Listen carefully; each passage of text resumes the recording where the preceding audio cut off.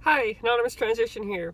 So I rewatched my how to hide your boobs tutorial, and I realized, gosh, it's kind of long. Maybe I could shorten this up a little bit. And so that's exactly what I'm doing here. This is a summary of my tips and tricks that I use myself to hide my boobs from coworkers and my family. Here we go.